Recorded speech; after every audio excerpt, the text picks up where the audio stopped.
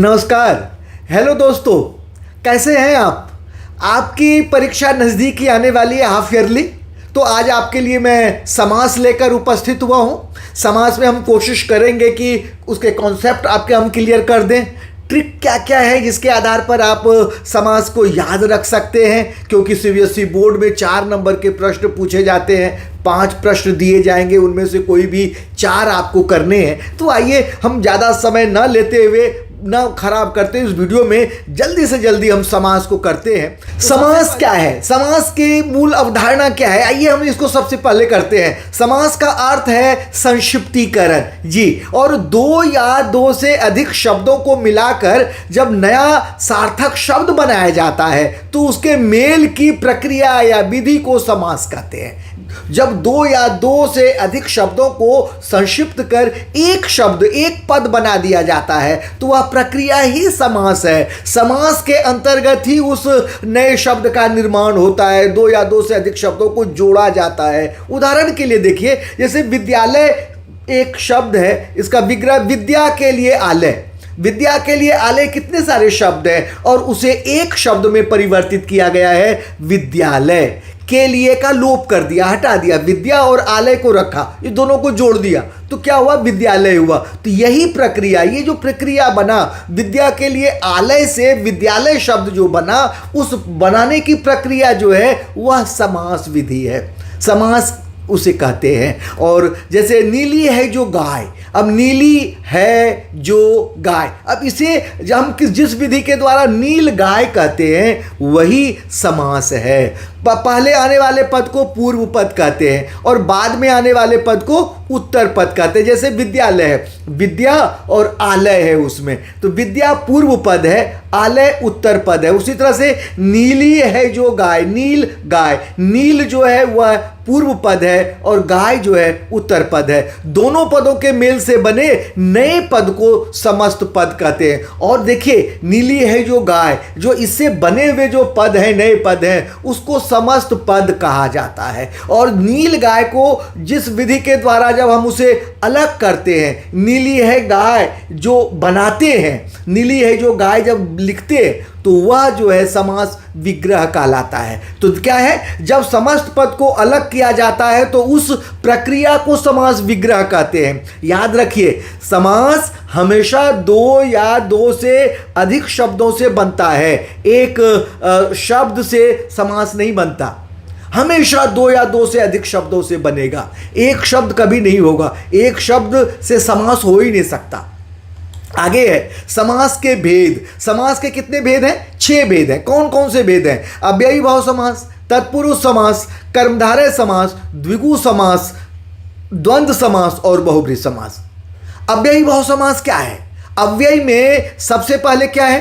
अव्ययी भाव समास कह रहा है कि जिस समस्त पद का पूर्व पद अव्यय हो, पहला पद अव्यय हो, अथवा किसी एक पद का प्रयोग 2 या 2 से अधिक बार हुआ हो, तो उससे बने हुए समस्त पद को अव्यय कहते हैं। जैसे यथाशक्ति है, यथाशक्ति में 2 पद हैं, यथा है और शक्ति है। तो यथा तो अव्यय है और शक्ति अन्य शब्द है। अब यथाशक्ति मिल गया तो वो अव्ययी भाव समास के उदाहरण हो गए। लेकिन दूसरा उदाहरण है दिन दिन। दोनों दिन दिन जो है अलग शब्द है, अलग दोनों एक ही शब्द का प्रयोग 1 से अधिक बार है। तो ये दिन दिन को जब हम समास करेंगे तो वह होगा प्रतिदिन, दिन दिन प्रतिदिन। यानी एक ही पद का प्रयोग जब 1 से अधिक बार हो और समस्त पद अव्यय बन जाए तो वह अव्ययी भाव समास होता है। तो देखिए, ध्यान दीजिए, 2 हैं। एक है कि या तो पूर्व पद अव्यय हो या एक ही पद का प्रयोग 1 से अधिक बार हो और समस्त पद को अव्यय बना दिया हो, तो ये अव्ययी भाव समास होता है। मैं दोनों का उदाहरण देता हूं। जैसे बेमतलब, बिना मतलब के, तो बे जो शब्द है वह अव्यय है, अब मतलब अलग शब्द है, तो अव्यय और शब्द मिलकर बेमतलब बना, तो ये अव्ययी भाव समास के उदाहरण है। लेकिन बातों बात, बात ही बात में, बातों बात, बात शब्द का 2 बार प्रयोग हुआ, और जब हम विग्रह करते हैं तो बातों बात, बात ही बात में, तो जब समस्त पद जो है वह अव्यय बन गया। तो ये अव्ययी भाव समास के उदाहरण है। हाथों हाथ, हाथ ही हाथ में, रातों रात, रात ही रात में, ये जो उदाहरण है ये एक ही पद का प्रयोग एक से अधिक बार हुआ है, इसलिए यहां पर अव्ययी भाव समास हो गया। और यहां पर बेमतलब है, आमरण है, मरण तक है, यथाशक्ति, यथा नियम, नियम के अनुसार, शक्ति के अनुसार, बेमतलब, बिना मतलब के या मतलब के बिना, इस तरह के जो जितने भी शब्द आएंगे, पद आएंगे, वे अव्ययी भाव समास के उदाहरण हैं। देखिए 5 सेकंड में समझिए, पहला पद क्या होगा? अव्यय होगा। पहला पद ही अव्यय होगा, या एक ही पद का प्रयोग एक से अधिक बार होकर समस्त पद को अव्यय बना दिया होगा। सूत्र क्या है? सूत्र है पहला अव्यय है और दूसरा प्लस जो है कोई और शब्द हो सकता है। जैसे यहां पर हम बना सकते हैं बेमतलब या यथाशक्ति, यथा दे दिया प्लस यथा अव्यय है प्लस शक्ति, यथाशक्ति शक्ति के अनुसार, यथा नियम नियम के अनुसार, इस तरह से। उसके बाद बोर्ड में क्या क्या शब्द पूछे जाते हैं, जैसे प्रतिदिन है, दिन दिन अभी हमने बताया था, आजीवन जीवन भर, अव्यय है। उसके बाद देखिए ध्यान दीजिए बच्चे, यहाँ पर आजीवन कई बार मैंने देखा है क्लास में या जब पेपर चेक कर रहा होता हूं तो वहां पर आजीवन में बच्चे क्या करते हैं, अ उपसर्ग है, अ से नहीं बनेगा अव्ययी भाव समास। आजीवन को जो है आ है अव्यय, अ क्या है? उपसर्ग है, तो वो से लगकर समस्त पद नहीं बनते हैं, वो बनेगा लगेगा तो कुछ और बन जाएगा समस्त पद। जैसे उदाहरण देता हूं कि वह अज्ञान है, न ज्ञान, नई तत्पुरुष समास हो जाएगा। तत्पुरुष का एक भेद है नई तत्पुरुष समास, इसलिए वहां पे न जीवन, अमर, न मर, अज्ञान, न ज्ञान, इस तरह के हो जाएंगे। तो यहां इससे कंफ्यूज नहीं करना है, आ अव्यय है इसलिए आमरण, आजीवन, आमरण यानी मरण तक, आजीवन यानी जीवन भर, यहां पर हाथों हाथ, हाथ ही हाथ में, ये इस तरह के बोर्ड में परीक्षा में पूछे जाते हैं। ये तो मैं लगभग 25 वर्षों से मैं पेपर चेकिंग कर रहा हूं सीबीएसई बोर्ड के, तो उसके अनुभव के आधार पर मैं कह सकता हूं कि ऐसे। मैंने यहां पर क्या किया है इसमें कि 3 सेट हैं इस बार के, 25 और 26 बोर्ड में जो पूछे गए थे प्रश्न, उन तीनों सेट के मैंने समास को रखा है, उस पर हम चर्चा करेंगे आगे। आइए देखिए हॉट क्या क्या है, भरपेट, पेट भरकर, प्रत्यक्ष, आंखों के सामने, बखूबी, खूबी के साथ, बेमतलब, मतलब के बिना। ये अव्ययी भाव समास के जो उत्तर प्रश्न पूछे जा सकते हैं, हॉट क्वेश्चंस जिसे हम कहते हैं, वो है। आगे क्या है? तत्पुरुष समास। परिभाषा क्या है इसकी?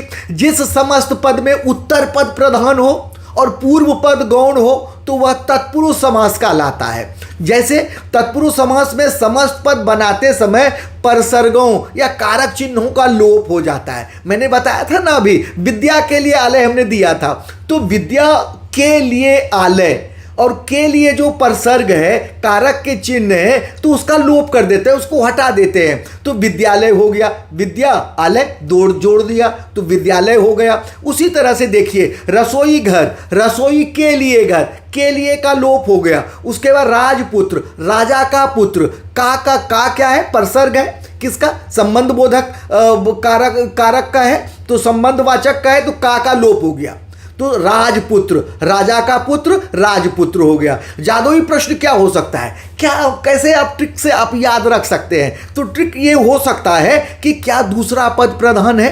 हाँ है, तत्पुरुष समास में दूसरा पद प्रधान है।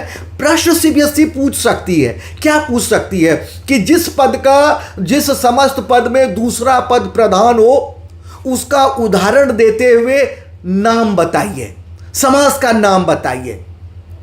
अब यानी दूसरा पद, यानी तो परिभाषा आप जानते हो कि पहला पूर्व पद और उत्तर पद, तो उत्तर पद प्रधान है किसमें? तत्पुरुष समास में। इस और उदाहरण आपने दे दिया, नाम लिख दिया, 1 नंबर आपके बन गए। कई बार प्रश्न होता है इस तरह से पूछा जाता है कि जैसे मान लीजिए दे दिया कि घुड़सवार दे दिया और कहा कि यह तत्पुरुष समास का उदाहरण है, और दे दिया कैसे? कैसे आपसे पूछ दिया, यानी कि आप एक्सप्लेन कीजिए, बताइए कि सीबीएसई ने तो प्रश्न में पूछा है कि घुड़सवार घोड़े पर सवार, ये तत्पुरुष समास के उदाहरण हैं, लेकिन कैसे है, यानी आपको जानना है कि तत्पुरुष समास का उत्तर पद प्रधान होता है। तो आप लिखेंगे कैसे, क्या लिखेंगे, लिखेंगे घुड़सवार में यह तत्पुरुष का उदाहरण है और तत्पुरुष समास में उत्तर पद प्रधान होता है। इस पद का घुड़सवार पद में घुड़सवार समस्त पद का उत्तर पद प्रधान है, ये लिखेंगे, तभी ये 1 नंबर आपको मिलेगा। आगे देखिए क्या है, बोर्ड के प्रश्नों के उदाहरण किस तरह को, हस्तलिखित, गृह प्रवेश, आत्मकथा, और हॉट प्रश्न क्या होगा, राष्ट्रभक्त, राष्ट्र का भक्त, आप बीती, आप पर बीती, रेखांकित, रेखा से अंकित, परलोक गमन, परलोक को गमन, विद्यालय, विद्या के लिए आलय, पथ भ्रष्ट, पथ से भ्रष्ट, ये जो हैं, ये जो हमने बताया है, ये इस तरह के क्वेश्चंस पूछे जाते हैं। क्वेश्चंस तो किसी तरह बना के दिया जाएगा घुमाकर, वो मैं आपको बताऊंगा और साथ में दिखाऊंगा भी कि उसी के हम प्रैक्टिस भी करेंगे, लेकिन शब्द इसी तरह के होते हैं। आगे चलते हैं, देखिए क्या है कर्मधारय समास। कर्मधारय समास में किसे कहते हैं, परिभाषा सबसे पहले, पहला शब्द दूसरे की विशेषता को बताए, यानी विशेषण विशेष्य का संबंध होता है, और उपमेय उपमान का, दो हैं, एक विशेषण और विशेष्य का संबंध होगा और उपमेय उपमान का संबंध होगा।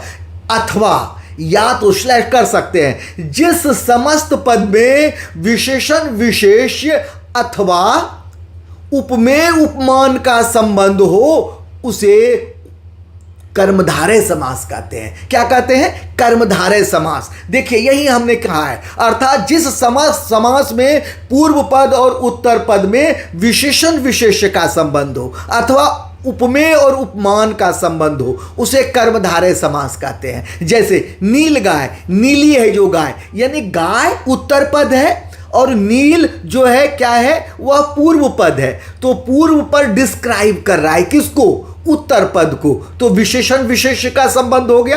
पहला पद विशेषण है और दूसरा पद क्या है, विशेष्य है। अगला है कमल नयन। कमल नयन, कमल क्या है, उपमान है, नयन क्या है, उपमेय है। जिस वस्तु का हम वर्णन करते हैं उसे उपमेय कहते हैं। जिसे, जैसे आपने अंग्रेजी में सिमली की अलंकार क्या होगा, सिमली अलंकार है, वहाँ पर भी उपमेय उपमान होता है, तो यहाँ पर भी वही है, उपमा अलंकार, उपमा है, उपमा और उपमेय है, उपमान और उपमेय है। तो यहाँ पर कमल के समान नयन, कमल नयन, कमल के समान नयन, कमल से नयन की, आँखों की समानता दर्शाई गई है, तो इसलिए कमल के समान नयन ये है यहाँ पर। तो उपमेय और उपमान हो गया, इसी तरह से विशेषण विशेष हो गया। तो ये जो है कर्मधारय के उदाहरण है। अगला 5 तुरंत पहचान के लिए 5 सेकंड में कैसा, पहला शब्द विशेषण और उपमान होगा, दूसरा इसमें विशेषण होगा या उपमान होगा। जैसे अभी हमने बताया नील गाय, नीला, नील जो है वह विशेषण है और कमल जो है वह उपमान है। उसी तरह से अगला देखिए जादुई, क्या पहला शब्द दूसरे को डिस्क्राइब कर रहा है या समानता दर्शा रहा है, यस दर्शा रहा है, उसको डिस्क्राइब भी कर रहा है। तो अगला देखिए नील, नीलाकंठ, नीलकंठ क्या होगा, नीला है कंठ जो, कंठ जो, कंठ की विशेषता बताई गई है।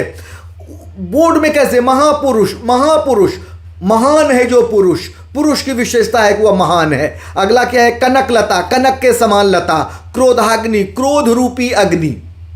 ध्यान रखिए मेमोरी के लिए क्या है, डिस्क्रिप्शन, कर्मधारय समास, बस इतना याद रखें, क्या डिस्क्राइब करेगा उसमें, पहले पद, पहला जो है विशेषण के रूप में उसमें डिस्क्राइब करेगा, उसको एक्सप्लेन, ये बताएगा, उसकी विशेषता को बताएगा। तो आगे चलते हैं, द्विगु समास। द्विगु समास में क्या है, यानी पूर्व पद संख्यावाची है। क्या है, पहला शब्द संख्यावाची हो, अर्थात द्विगु समास का पूर्व पद संख्यावाची होता है और विग्रह करते समय समाहार या समूह का प्रयोग होता है। जैसे क्या है, देखिए यहां पर पंचवटी है, 5 वटों का समूह, त्रिभुज 3 भुजाओं का समूह, नवरात्रि 9 रात्रियों का समूह। ये सारे जो हैं 9, 3, 5 ये सारे संख्यावाची हैं। दूसरे शब्दों में कह सकते हैं कि इसमें संख्यावाची विशेषण लगता है।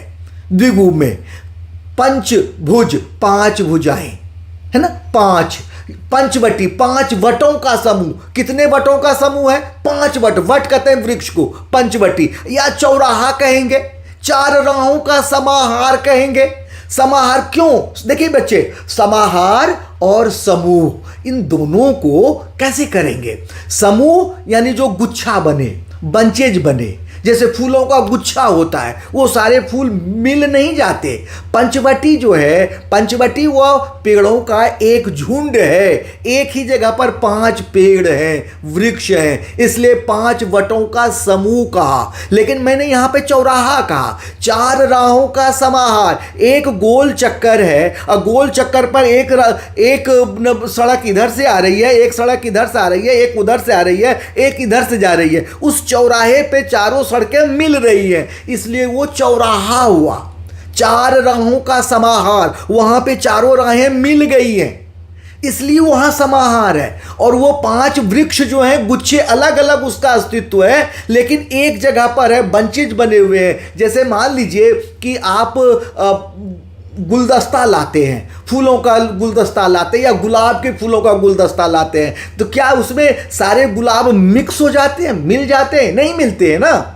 उसमें क्या होता है कि एक गुलाब, दूसरा गुलाब, तीसरा गुलाब, चौथा गुलाब, इस तरह से गुलाब का, और उसके बाद जो है माली भैया उसको बंचेज बना के उसके बुके बना देता है। लेकिन यहां पर समाहार में क्या है? मिक्स हो जाना। त्रिवेणी, 3 वेणियों का समाहार। अब इलाहाबाद में संगम के स्थान पर क्या है? जैसे गंगा, यमुना, सरस्वती, तीनों नदियां मिल रही हैं, मिक्स हो रही हैं। थोड़ी देर के बाद आप उसे खोज नहीं पाएंगे कि ये यमुना का जल है या गंगा का जल है या सरस्वती का जल है, नहीं, तो वो मिक्स हो रही है। चौराहे पर भी वो मिक्स हो रही है, सारे समाहार हो रहा है, मिश्रित हो रहा है, इसलिए समाहार कहा है। और वह बंचेज बन रहा है, गुच्छा बन रहा है, इसलिए समूह का है। ध्यान दीजिए, आगे चलिए। पंचतंत्र, सप्तऋषि, शताब्दी, पंचामृत, नवरत्न, त्रिफला, बोर्ड में पूछे जाते हैं इस तरह के प्रश्न। आगे देखिए, मेमोरी में क्या आप रखेंगे ध्यान में? द्विगु में नंबर, पहला पद जो है 1 नंबर के लिए है। आगे चलते हैं। द्वंद्व समास। द्वंद्व समास किसे कहते हैं?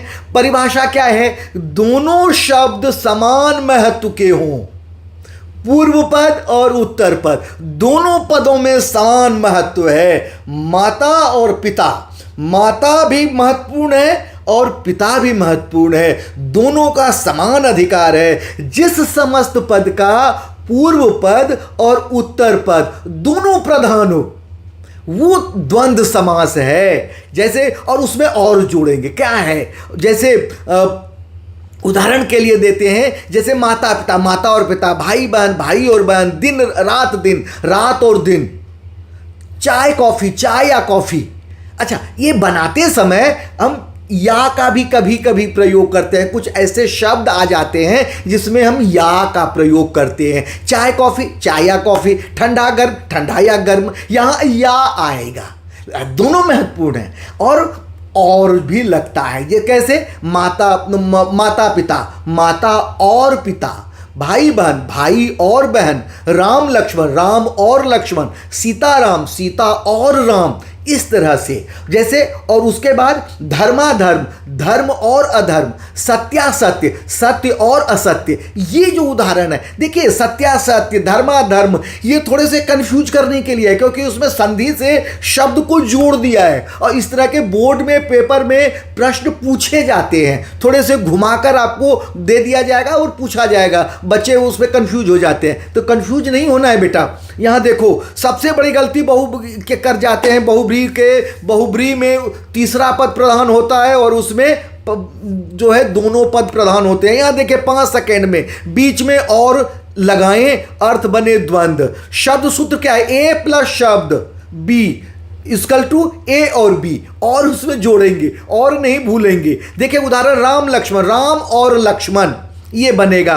बोर्ड में दिन रात, सुख दुख, हाथ पैर, पाप पुण्य, पाप और पुण्य, हाथ और पैर, सुख और दुख, दिन और रात, इस तरह से बन सकते हैं। अब आगे चलते हैं। बहुब्रीहि समास क्या है? बहुब्रीहि समास में परिभाषा क्या है उसका? इसमें तीसरा पद प्रधान होता है। जिस समस्त पद का पूर्व पद और उत्तर पद दोनों गौण हो, दोनों के महत्व नहीं है, लेकिन जो तीसरा पद बनता है वह महत्वपूर्ण होता है। जैसे चक्र को धारण किया है जिसने, जिसने, जिसने यानी तीसरे पद की ओर इशारा है, तो वह चक्रधर अर्थात श्री कृष्ण। जैसे यहां पर देखिए हमने लिखा है, जिस समस्त पद का पूर्व पद और उत्तर पद दोनों गौण हो और अन्य पद प्रधान हो, तो वहां बहुब्रीहि समास होता है। जैसे चक्रधर, चक्र को धारण करने वाला अर्थात श्री कृष्ण। घनश्याम, घन के समान श्याम है जो अर्थात कृष्ण। घन कहते हैं बादल को, बादल के समान जो सांवले हैं कृष्ण जी हैं, उनको घनश्याम कहा जाता है। उनका दूसरा नाम घनश्याम है। देखिए तुरंत पहचानने के लिए क्या क्या है। अर्थ किसी तीसरे पद पर जाता है, यानी पहला पद और दूसरा पद दोनों गौण है, उस पर नहीं जाता है। तीसरा पद महत्वपूर्ण है बहुब्रीहि में, ये हमेशा ध्यान दीजिए। मैं जो पहले पिछले स्लाइड में जो बात कर रहा था वहां पर यही कह रहा था कि बहुब्रीहि में तीसरे पद में महत्व जाता है और द्वंद्व में दोनों महत्वपूर्ण होता है, पूर्व पद और उत्तर पद। तो ये अंतर है, ये तुरंत आप समझ जाएंगे। आगे देखिए इसमें किस तरह से क्या अर्थ किसी तीसरे पद पर जाता है। यस, जाता है। उदाहरण पीता और अंबर, यानी पीला है जो अंबर। ये पीता शब्द बेटा गलत हो गया है, पीतांबर। पीत है, पीत, पीत यानी पीला। पीतांबर वो तब होता है। तो पीतांबर यानी पीला है जिसके, पीले हैं जिसके अंबर, ये हम कह सकते हैं। अर्थात श्री कृष्ण, भगवान विष्णु भी कह सकते हैं, श्री हरि कह सकते हैं। श्री हरि को भी भगवान विष्णु ही कहा जाता है। और बोर्ड में कैसे पूछे जाते हैं? दीर्घकाय, चक्रपाणी, त्रिनेत्र। त्रिनेत्र कौन? हमारे शिव जी। शिव जी को त्रिनेत्र कहा जाता है। त्रिलोचन, तीन लोचन हैं जिनके, एक तीसरी आंखें उनके मस्तक पर हैं। तो ये आप ध्यान दीजिए, ये बहुब्रीहि में तीसरा पद प्रधान होता है। देखिए अब मैंने यहाँ पर क्या किया है कि ये माइंड मैप के द्वारा सारे समास को 1 मिनट में आप समझ सकते हैं। बोर्ड पर 6 प्रकार कैसे है पूरा एक नज़र में आप कर लें। अव्ययी भाव में क्या है, क्या है उसका? फर्स्ट पर अव्यय है, यथाशक्ति, यथा अव्यय है। तत्पुरुष समास में क्या है? वह उसमें कारक के परसर्ग लगेंगे। राजपुत्र, उत्तर पद प्रधान होता है। राजपुत्र के जगह पे अगर हमने राज को हटा दिया, ब्राह्मण लिख दिया तो ब्राह्मण पुत्र, शूद्र लिख दिया तो शूद्र पुत्र, बनिक लिख दिया तो बनिक पुत्र। इस तरह से बदलते चले जाएंगे, पुत्र स्थिर रहेगा। क्यों? क्योंकि वह उत्तर पद है, उत्तर पद प्रधान होता है, उसे हिला नहीं सकते आप। अगला देखिए कर्मधारय में विशेषण विशेषिका, एडजेक्टिव और नाउन का उसमें है। नीलकंठ, नीला है, कंठ जो यानी 30 कंठ की विशेषता बता रहा है यहाँ पे। द्विगु में फर्स्ट पद क्या है? नंबर वाला है, यानी त्रिभुवन। अगला द्वंद्व में क्या है? दोनों इक्वल हैं, प्रथम पद और द्वितीय पद, पहला पद और दूसरा पद दोनों इक्वल है। राम लक्ष्मण, राम और लक्ष्मण। अब बहुब्रीहि में तीसरा पद प्रधान है। पीतांबर, पीला है अंबर जिसका अर्थात भगवान विष्णु, यानी पीले हैं अंबर जिसके अर्थात भगवान विष्णु। इस तरह से कर सकते हैं, अपने अपने अनुसार, भाषा के अनुसार कर सकते हैं। अब देखिए याद रखने के ट्रिक क्या है, कैसे आप उसे याद रखेंगे चौका। देखिए अ त क द्वि द्वंग ब, यानी अ अव्ययी, त तत्पुरुष, क कर्मधारय, द्वि द्विगु, द्वंद्व, ब बहुब्रीहि। एक एक अक्षर से, एक अक्षर लेटर से आप याद रख सकते हैं। इस क्रम में 6 प्रकार से हैं और इसे याद रख सकते हैं और पहचानने का तरीका भी यही है। इस तरह से आप उसको रख सकते हैं, अ त क द्वि द्वंग ब, है ना। रिदम में भी कर सकते हैं। आगे देखते हैं क्या है। सभी समास एक नज़र में। अब क्या क्या है इसमें देखिए, यह तालिका बोर्ड परीक्षा को ध्यान में रखकर बनाया है हमने। क्या है इसमें? समास का नाम है, पहचान 5 सेकंड में, सूत्र है, फॉर्मूला क्या है, जादुई प्रश्न क्या है, उदाहरण क्या है। अव्ययी बहु समास, पहला शब्द अव्यय है, अव्यय प्लस शब्द हम दे देंगे यथाशक्ति। यथा अव्यय है और शक्ति शब्द है, ये उस तरह से पहला शब्द अव्यय होगा, यथाशक्ति हमने दे दिया। तत्पुरुष समास में दूसरा पद प्रधान होता है, काके की या उसके में परसर्ग है तब उसका ये आप लगा सकते हैं। जादुई प्रश्न क्या है? का के की लगाएं या कारक के चिन्ह लगाएं, कोई भी कारक हो सकता है छेवों में से। ध्यान दीजिए उसमें कर्ता और संबोधन के परसर्ग हट जाते हैं। कर्म, करण, संप्रदान, आपादान, संबंध और अधिकरण, ये 6 कारक के परसर्ग लगते हैं, इनमें से ही बनते हैं। यहां पर एक मैं और बता दूं, नए तत्पुरुष समास जो है जिसमें न अमर न मर, उसमें न लगता है, न उसको अलग कर दीजिए। अमर एक शब्द, एक पद है, समस्त पद है, उसे जब विग्रह करेंगे न अलग और मर लिख देंगे तो न मर, ये नई तत्पुरुष समास है। और इस तरह के प्रश्न कभी कभी पूछ देते हैं, स्कूल में तो जरूर पूछते हैं, प्री बोर्ड वगैरह में, तो आप उसे ध्यान रख सकते हैं। अगला क्या है देखिए, कर्मधारय समास में पहला पद विशेषण है या उपमान होगा। अगला है विशेषण प्लस संज्ञा या सर्वनाम भी हो सकता है, लेकिन संज्ञा वाले ही आमतौर पर होते हैं, डिस्क्राइब कर रहा है। और अगला के जैसे नीलकंठ, नीला है जो कंठ। अगला है द्विगु, पहला पद संख्यावाचक होता है द्विगु में, संख्या, और उसके बाद संख्या प्लस शब्द, पहला नंबर होता है। ठीक, त्रिभुवन यहां पर दे दिया गया। द्वंद्व में और लगाएं, द्वंद्व में पूर्व पद और उत्तर पद दोनों प्रधान होते हैं, और भी जब उसका विग्रह करते हैं तो और लगाते हैं, जैसे राम और लक्ष्मण, राम लक्ष्मण। इस बहुब्री में अर्थ तीसरे पर जाता है। देखिए एक ही स्लाइड अगर आपने देखा तो उसमें ही सारे आपके क्लियर हो जाएंगे। अगर आपने शुरू से अंत तक देखा है तो एक स्लाइड देखकर बाद में अपने आप को रिकॉल कर सकते हैं, और 4 नंबर समझिए आपके पॉकेट में हो जाएंगे। तीसरा पद इसमें प्रधान है, थर्ड पर्सन की ओर इसमें इशारा है। पीतांबर, पीला है जिसका अंबर, यानी भगवान श्री कृष्ण के लिए बारे में दे सकते हैं। एक लाइन में अव्यय और ये सारे आप क्लियर कर सकते हैं। अगला क्या है, इसमें न उलझे, ये समास अक्सर कंफ्यूज करते हैं। कौन कौन से? तत्पुरुष और कर्मधारय। क्या है इसमें? तत्पुरुष में काके की इसके परसर्ग लगते हैं, कारक के परसर्ग लगकर विग्रह होते हैं, और परसर्ग का लोप कर देते हैं, हटा देते हैं, तो वो समस्त पद बन जाता है। जबकि कर्मधारय में पहला पद विशेषण होता है या पहला पद उपमान होता है। इस तरह से ट्रिक क्या है, क्या पहला शब्द डिस्क्राइब कर रहा है? हाँ डिस्क्राइब कर रहा है, तो आप समझ लीजिए कि वह कर्मधारय है। दूसरा पद क्या है, कर्मधारय और बहुब्री में क्या, कर्मधारय और बहुब्री में अंतर क्या है, ये भी प्रश्न कई बार पूछा जाता है। ये मैंने प्रश्न रखा है अपने अभ्यास के लिए, जब आपसे हम करवाएंगे आपसे। तो क्या है यहाँ पर कि दूसरे पद तीसरे पद, नीला कंठ, नीला है जिनका कंठ अर्थात शिव जी, तीसरे पद की ओर इशारा है बहुब्री में। कर्मधारय में क्या होगा, नीला है जो कंठ, कंठ की विशेषता बताई जा रही है कि वह कंठ जो है वह नीला कंठ है, लेकिन नीला है जिसका कंठ अर्थात बहुब्री में बताया गया है कि वह तीसरे पद की ओर अर्थात शिव जी की ओर। द्वंद्व और कर्मधारय में क्या है, द्वंद्व और कर्मधारय में विशेषण विशेषिका है, और द्वंद्व में क्या है, दोनों पद जो हैं प्रधान होते हैं। माता पिता, माता और पिता, भाई बहन, भाई और बहन, रुपया पैसा, रुपया और पैसा, सत्यासत्य, सत्य और असत्य। इस तरह से आप कर सकते हैं। आगे चलते हैं। ये देखिए हमने जो यहाँ पर रखा है, इसके अध्याय सीबीएसई बोर्ड के पेपर हैं, जो मैंने शुरू में ही कहा था। निर्देशानुसार, ये 5वें नंबर पर प्रश्न इस बार पूछा गया था, 5वां प्रश्न था तीनों सेट में। निर्देशानुसार समास पर आधारित 5 प्रश्नों में से किन्हीं 4 प्रश्नों के उत्तर दीजिए। इस तरह से निर्देश दिए होंगे बोर्ड की परीक्षा में। जो आपका प्री बोर्ड होगा उसमें भी इसी तरह के निर्देश दिए होंगे।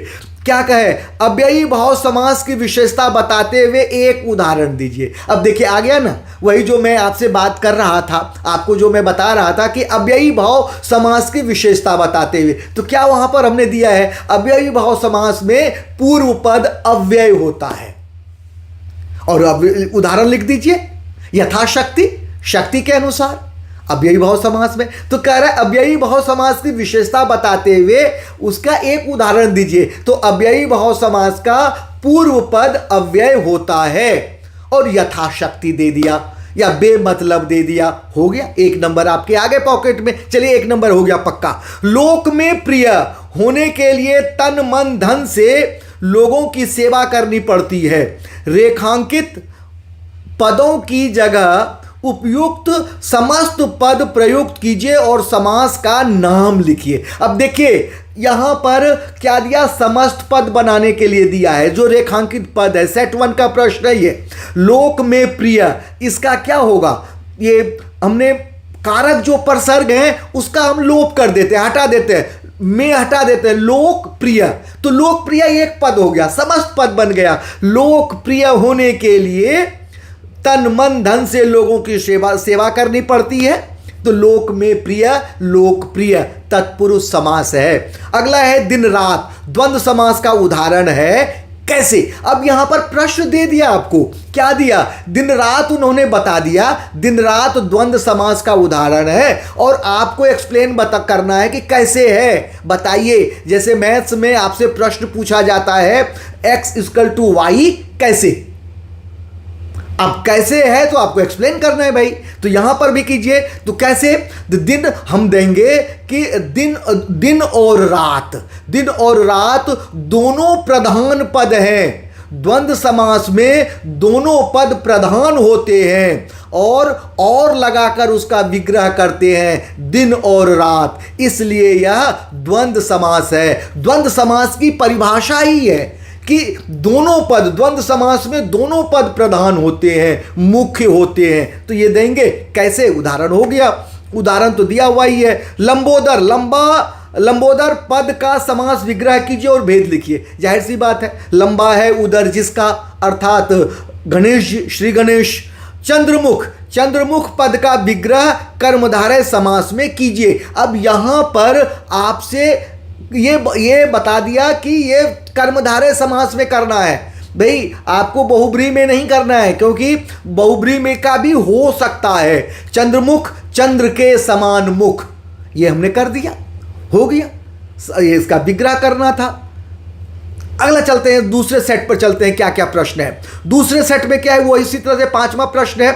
निर्देश नहीं पढ़ता हूं, किसी कर्मधारय समास की विशेषता बताते हुए एक उदाहरण लिखिए। यहां पर भी विशेषता पूछ लिया है, क्या पूछा है, कर्मधारय समास की विशेषता क्या है। तो कर्मधारय समास का विशेषता, कर्मधारय समास का पूर्व पद और उत्तर पद में विशेषण विशेष अथवा उपमेय और उपमान का संबंध होता है, या उपमान और उपमेय का संबंध होता है, ये लिखेंगे, उपमान और उपमेय का संबंध होता है। ये दे दिया, उदाहरण दे दिया, पीतांबर दे दिया, या कमल नयन दे दिया, या नीलगाय दे दिया। इस तरह से देके उदाहरण हमने कर लिया। ध्यान दीजिए बेटा, अगर आपने लिखा कि विशेषण विशेष का संबंध है और उदाहरण दे दिया नीलकमल, दोनों अंतर हो गए ना। विशेषण आपने उपमेय उपमान वाला उदाहरण दे दिया और लिखा आपने विशेषण विशेष का, तो यहां पर थोड़ी सी दिक्कत हो सकती है। एग्जामिनर के हाथ में आपने पॉकेट, उनके फेवर में आपने बॉल दे दिया है। अब वो चाहे तो नंबर पूरा दे दे, नहीं तो आधा नंबर काट ले, लेकिन आपको क्या करना है, थोड़ी सी सावधानी बरतते कि कर्मधारय समास में विशेषण विशेष और उपमान उपमेय का संबंध होता है। और ये इतना लिखने के बाद आप कोई भी उदाहरण दे दें, उपमेय उपमान वाला ही उदाहरण दे दें या आप विशेषण विशेष वाला दे दें, आपको अंक देने के लिए बाध्य हो जाएंगे एग्जामिनर। इसलिए इस बात का ध्यान दीजिएगा। खास तौर पर मैंने अपनी कक्षाओं में भी, स्कूल में भी मैंने बताया कि इस तरह से ही करना है। अगला है, किसी तरह आंच से रहित, आंच से रहित को अंडरलाइन किया है। ठंडा और उबाऊ दिन गुजरने लगा, रेखांकित पदों की जगह समस्त पद प्रयुक्त कीजिए और समास का नाम। आंच से रहित, फिर से इसके परसर्ग जो है उसका लोप कर दीजिए, आंच रहित हो जाएगा। एक शब्द को जोड़ दीजिए, आंच से रहित, से को हटा दीजिए, आंच रहित हो जाएगा। और कौन सा होगा, तत्पुरुष समास होगा। बिल्कुल सही कहा आपने। अष्टाध्यायी द्विगु समास का उदाहरण है, कैसे, अब यहां पर हमें एक्सप्लेन करना है। अष्टाध्यायी बता दिया उन्होंने कि अष्टाध्यायी है और ये द्विगु समास का उदाहरण है। आपको एक्सप्लेन कर देना है, बता देना है कि भाई कैसे है। ये वही वाली बात हो गई, x = y का मान 10 है तो कैसे है, ये बता दीजिए। अब यहां देखिए ये क्या है, अष्टाध्यायी, 8 अध्यायों का सवाल। यानी पूर्व पद क्या है, पूर्व पद संख्यावाची है। तो द्विगु समास में पूर्व पद संख्यावाची होता है और यहां पर भी इस समस्त पद का भी पूर्व पद संख्यावाची है, इसलिए यह द्विगु समास है, ये हम दे देंगे।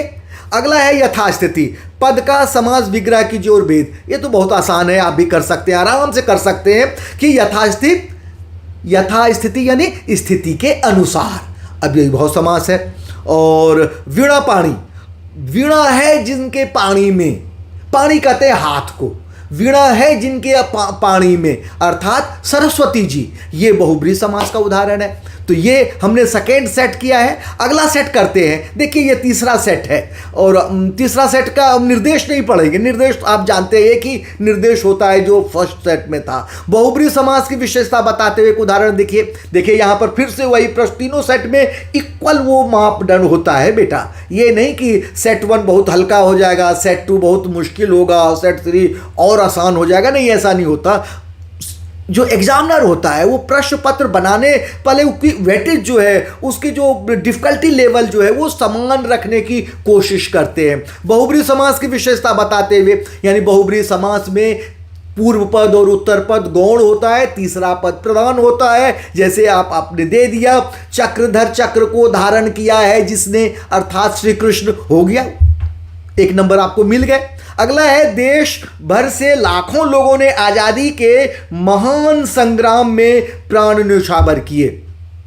रेखांकित पदों की जगह उपयुक्त समस्त पद प्रयुक्त कीजिए। क्या होगा, और समास का नाम लिखिए, महासंग्राम, महान संग्राम, महासंग्राम। और क्या लिखेंगे, संग्राम की विशेषता बताई जा रही है, यानी क्या होगा, ये कर्मधारय समास होगा।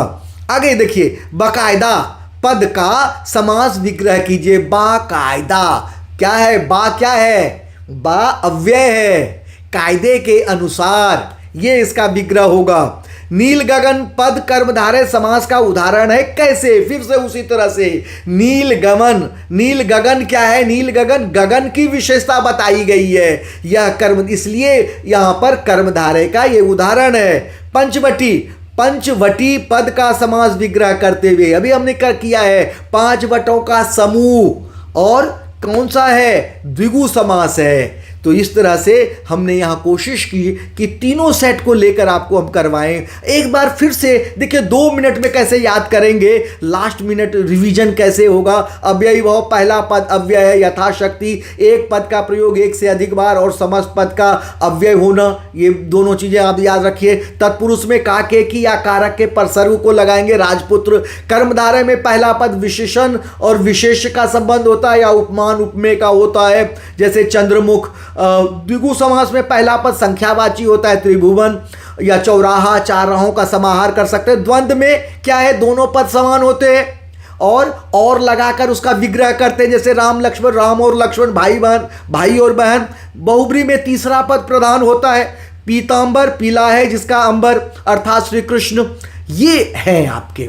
अब हमें लगता है कि आप शुरू से अंत तक जब देखेंगे तो आप उसके लिए तैयार हो जाएंगे।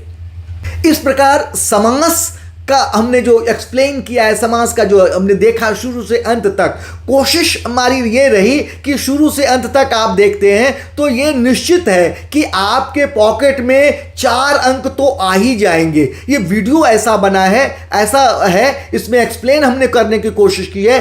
अगर आपने ध्यान से सुना है, ध्यान से देखा है, तो 4 नंबर आपके पॉकेट में आ जाएंगे बच्चे। तो प्री बोर्ड के लिए, आप कॉमन प्री बोर्ड के लिए, हाफ ईयरली के लिए, हर एक पेपर में आपसे 4 नंबर के समास जरूर पूछे जाएंगे, चाहे किसी भी स्कूल में हो, बोर्ड के हो, आपके आएंगे ही आएंगे। तो तब तक के लिए मैं आज्ञा चाहता हूं। यह वीडियो आपको कैसा लगा कमेंट्स बॉक्स में कमेंट्स करके जरूर बताइएगा।